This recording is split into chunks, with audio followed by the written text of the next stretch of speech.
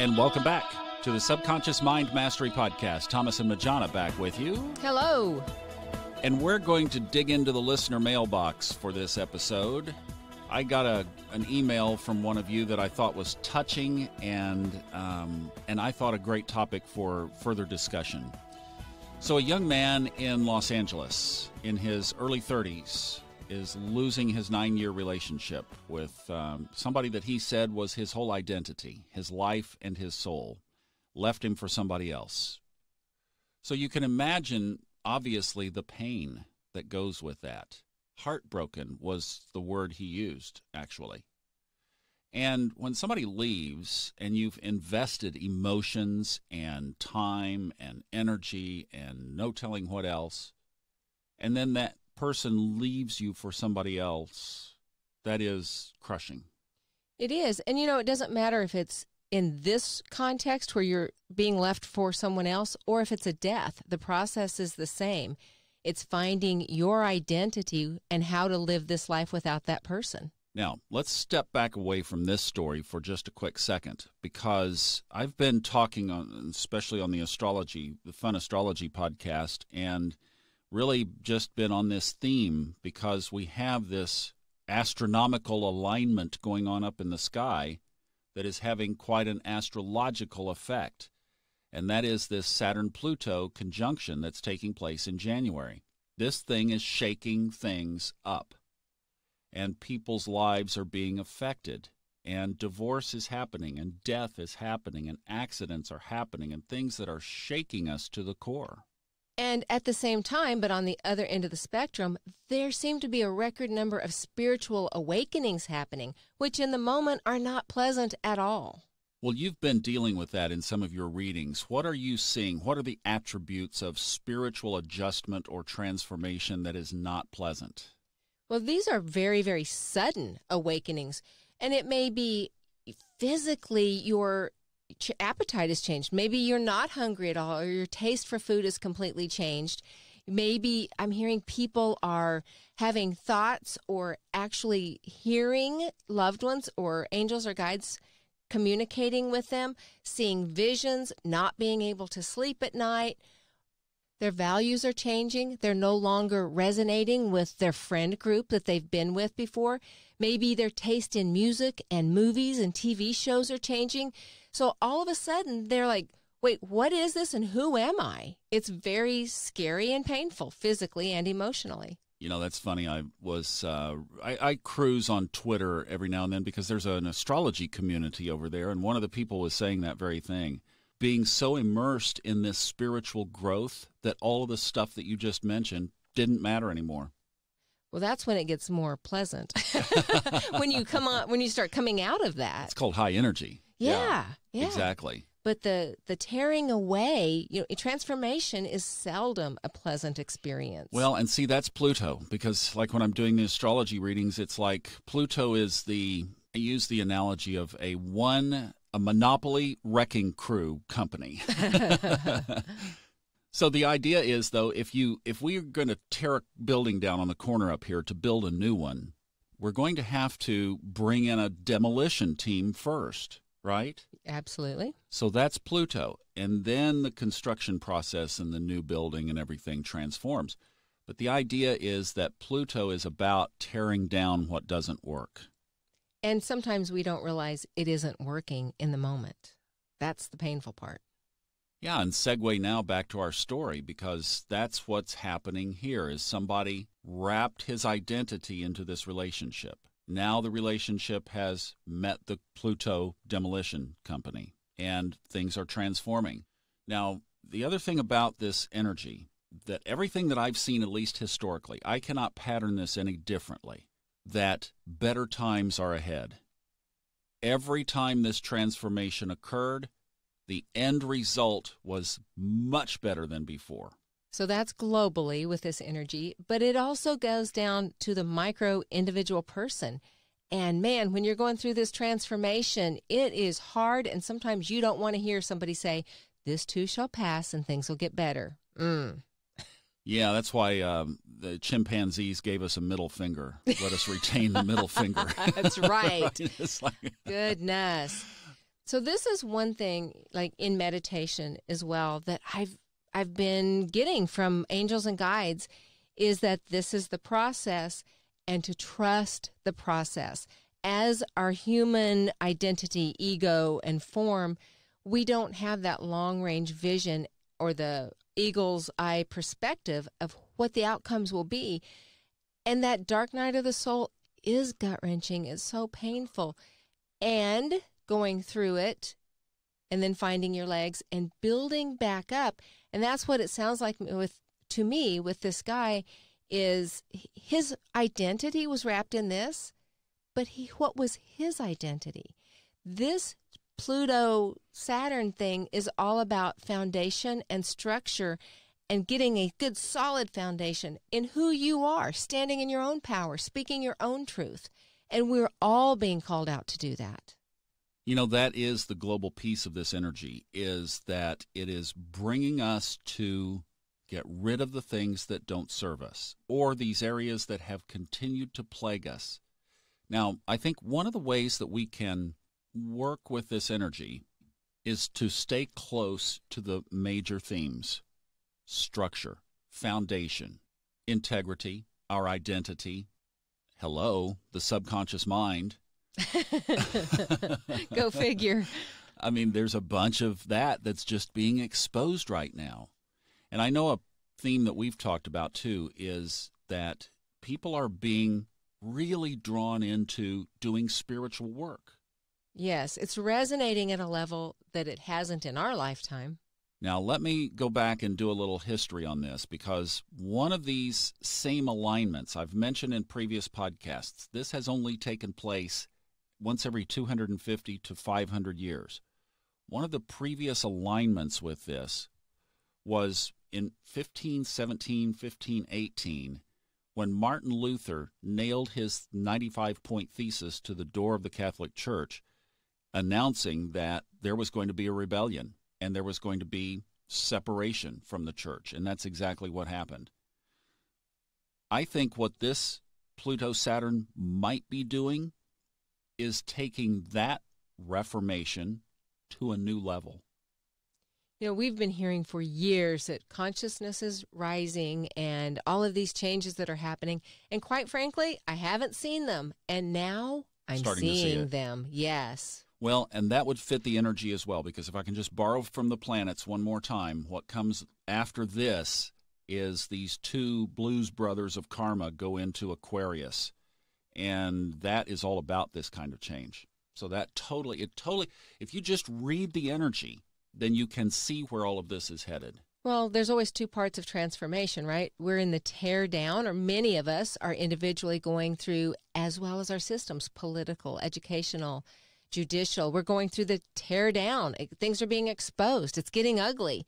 Once we tear it down and everything is out in the open, then we get to rebuild, and rebuild in integrity on a solid foundation. Make this our new reality. Okay, so we've set the stage. What do we do about it? How do we respond? When your partner of 9 years, who you had given your heart and your emotion and your soul to, takes off for somebody else, what do you do? All right, here's what was the total game changer for me. All the work that I've done culminated, pinnacled, with one audiobook that I narrated, and it's a short one. It's called Lives of the Soul. Fred Dodson, Lives of the Soul. What that did for me was took it out of the earth plane and brought it up to the non-physical plane, that there is so much more going on than we know and we can see. And in fact, that's the work that you're doing.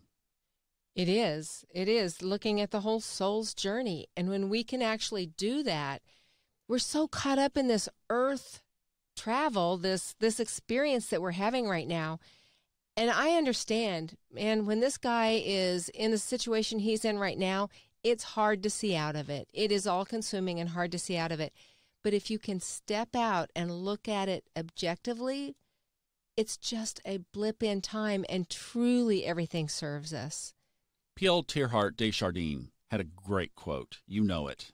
We are spiritual beings having a human experience.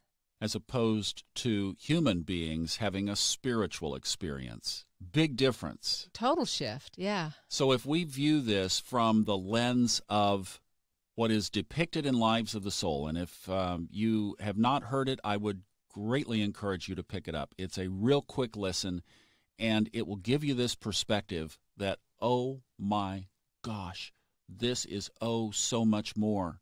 And you realize this is so much about the soul. It's so much about our soul's growth.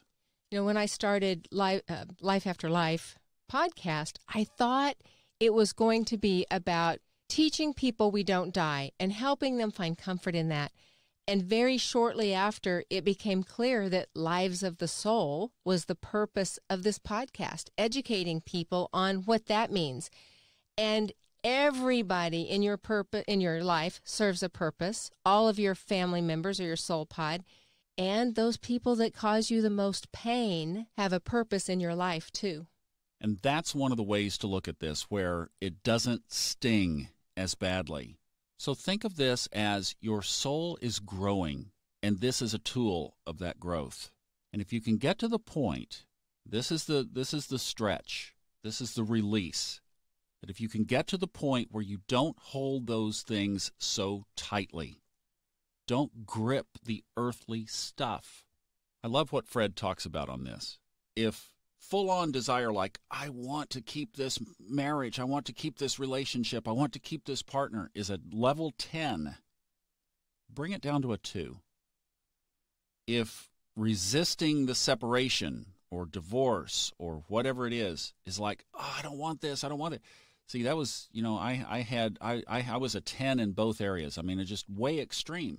And the big lesson is to bring that to neutrality, where you're not holding too tightly, you're not resisting too much.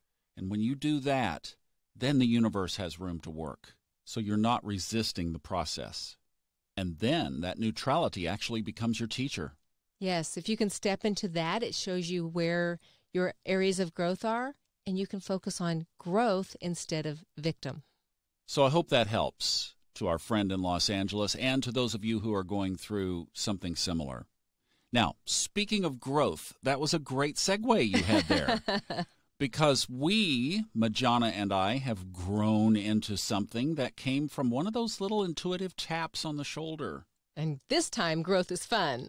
Growth is real. So if you go to the show notes, or especially if you go to subconsciousmindmastery.com to this podcast episode, November 10th, you will see pictures of what we were talking about.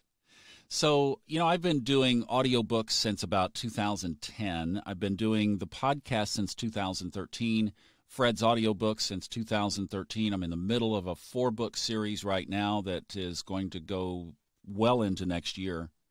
And doing audio at home, well, Majona, has that been one of your Saturn-Pluto experiences of living with an audiobook narrator? If you don't mind planes flying over, barking dogs in the neighborhood, and the yard crews next door, life is fine. Yeah, right. And every time one of those things happen, you stop. You sometimes have to stop for a while. And it's like a seesaw battle. And then, of course, for the people living nearby you or around you, it's like, shh, he's recording. Walk softly, don't talk. So I was in there narrating this week, and really I was truly in that neutral zone of 0 to 2.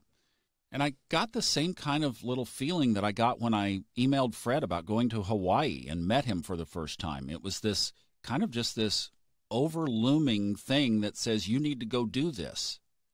So I got online and I just looked at Craigslist. And normally for a voice booth, you would look in some places like Los Angeles where these kinds of things live and populate. So I was looking at Los Angeles, and then it just very strongly, it said, look at Dallas. So I looked at Dallas, and here was in Dallas the exact voice booth that I had seen in the spring at the National Association of Broadcasters convention. The brand, the size, the model, the color, everything, right down the street.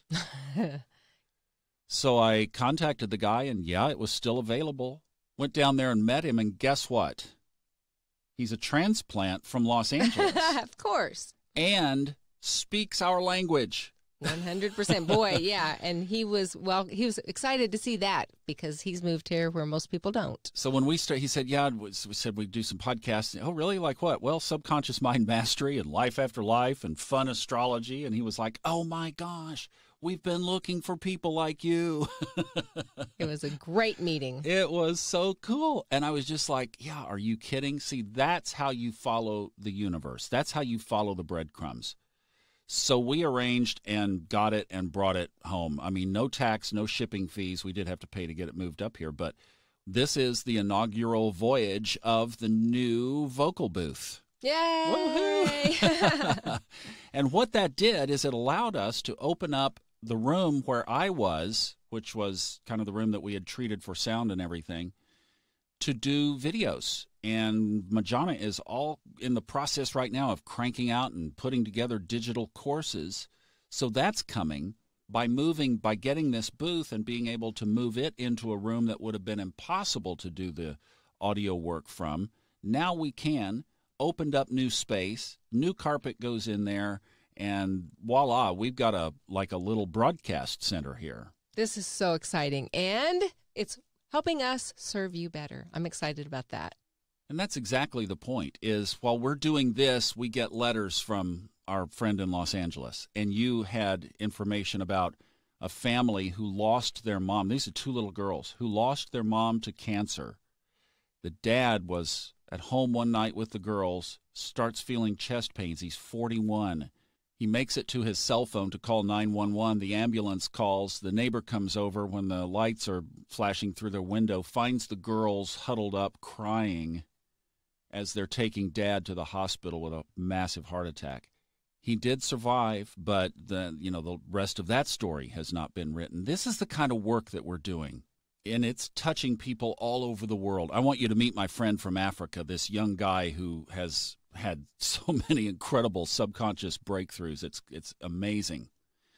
So we have set up a GoFundMe account. The link is in the show notes. If you follow GoFundMe, it's called Thomas and Majona's Vocal Booth. And we wanted to open this up to allow you to partner with us in this expansion and reaching so many people with this work. This is going to allow us to do the audio side so much more effectively. It allows us to expand brilliantly into video. Majona is working 12 to 14 hours a day on courses. We're going to be bringing you all kinds of new material. In fact, one that she'll be introducing here in just very, very shortly, and talking about something that she's doing that will help benefit your soul. And this is how we're using these resources. So would you partner with us? This would be an incredible way, that especially for a lot of you who have been with us for the long ride here, would you consider going to GoFundMe? Look at the link on the show notes and make a contribution toward our expansion, toward the booth and toward the remodel of the video studio, as it will be, the course room. And, as we are extending our purpose, this takes money, and we're starting to really crank it up. I mean, the outflow is big, and Majona, as you guys probably, some of you know that have been following this, left her job because she felt the call. So we're just kind of going out here on faith. This is walking the talk. And I just thought it would be really cool to open up this little thing that just means so much to me, to be in this booth, to be doing this from this incredible sounding facility, to not have to bother the rest of the household, to not have to worry about planes flying overhead, that, is something that just lights me up. And if you guys would share in that enthusiasm and that excitement, it would just mean the world to me. So if you go to the GoFundMe and make as generous of a contribution as you can, I'd like for you guys to partner. And here was something that I thought would be really cool. For those of you who contribute, I'm going to send you, obviously, a thank you email, and I would like you to send me a selfie, any kind of photograph.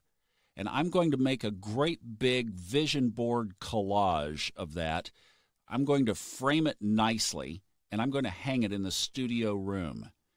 And then I'm also going to create a certificate that Majona and I will be on, and we will send that to you that will be suitable for framing, or you can use it as a desktop on your computer or whatever, just to know that you have locked arms with us and partnered with us to reach people like our friend in Los Angeles, the family that has lost their mom and now their dad is in the hospital, and being able to bring this work to them, to give them this perspective, has been invaluable. I mean, there are many times that we get choked up. So would you consider just taking a minute, go to that link, drop some money in there, and help us with this?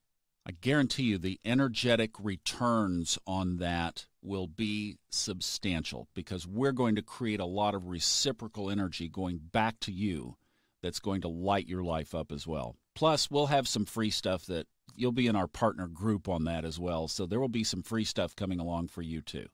All right. Thank you so much for this. I do hope that this helps in these dynamic times that we are in. So until we see you again from the voice booth, I'm Thomas Miller. And Majona. Thanks for listening, and enjoy the journey.